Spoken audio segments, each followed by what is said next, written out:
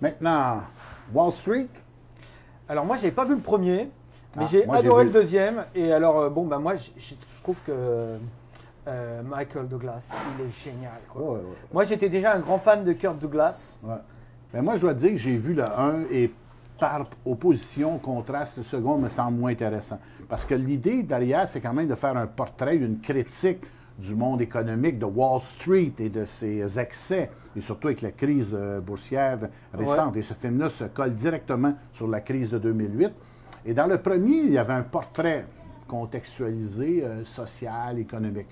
Dans le second, c'est vraiment, encore une fois, comme Hollywood, des drames individualisés, c'est-à-dire c'est le jeune qui veut devenir connu, qui fréquente la fille de Michael Douglas. Alors, il y a une espèce de triangle, là, de trio de comédiens, et ça se joue beaucoup plus au niveau du rapport entre ces trois personnages-là que par rapport à Mais à on la voit aussi crise comment économique comme telle. on voit aussi comment fonctionne le monde des affaires et des requins, c'est-à-dire que les Ouais. gens se font des crasses, mais ils se retrouvent, et puis ils se sourient, puis ils se serrent la main, et puis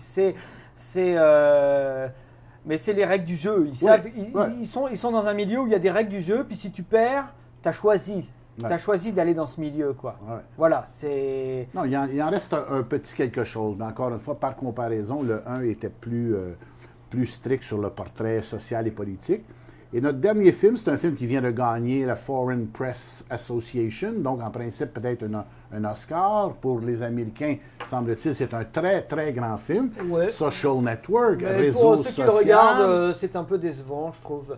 C'est intéressant parce que moi je suis accro à Facebook hein, donc ça m'intéressait de savoir comment il avait fait Facebook, mais j'ai trouvé que c'était très bavard. Très.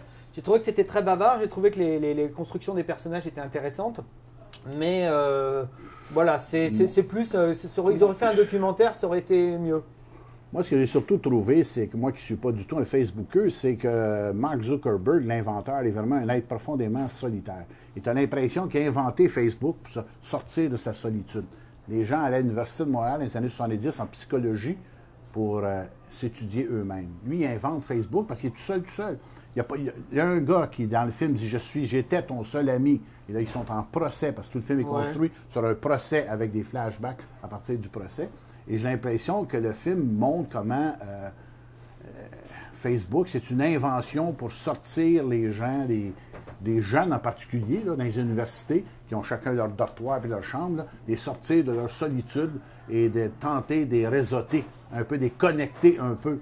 Mais, moi, il y a une scène que j'ai beaucoup aimée, c'est la scène où il y a deux fils à papa qui sont les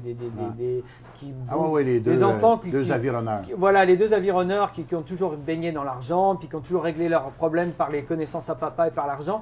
À un moment, ils pensent avoir gain de cause en prenant rendez-vous avec je dirais le directeur d'Harvard. Oui. Et puis lui, il les regarde et cette scène est très drôle, c'est-à-dire il se fout pratiquement Tout à fait. il se fout pratiquement de leur gueule, quoi, parce qu'il leur fait comprendre qu'en fait ici les règles elles sont les mêmes pour tout le monde, et puis que allez inventer quelque chose vous aussi, faites voilà, quelque chose de mieux. Voilà, cette scène j'ai trouvé drôle. Et puis à un moment il y a aussi Mark Zuckerberg qui dit ils me font un procès parce qu'en fait jusqu'à maintenant dans leur vie tout a toujours été bien, puis là ils se retrouvent à quelque chose qui marche pas comme ils voulaient. Ouais. Et ça j'ai trouvé que c'était intéressant.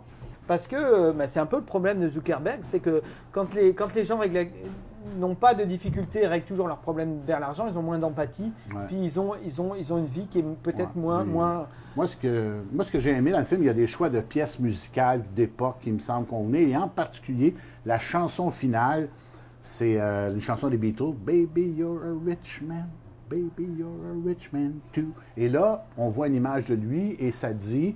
Il a été le plus jeune billionnaire de l'histoire de l'humanité, mais il est tout fin seul, il est tout seul face à son écran, avec en principe un contact qui vient d'établir par Facebook avec la fille qu'il aime le plus au monde. Et là, je trouvais ça incroyable, parce que la chanson est ironique, bien sûr. Ben oui, tu as de l'argent, mais tu es tout seul.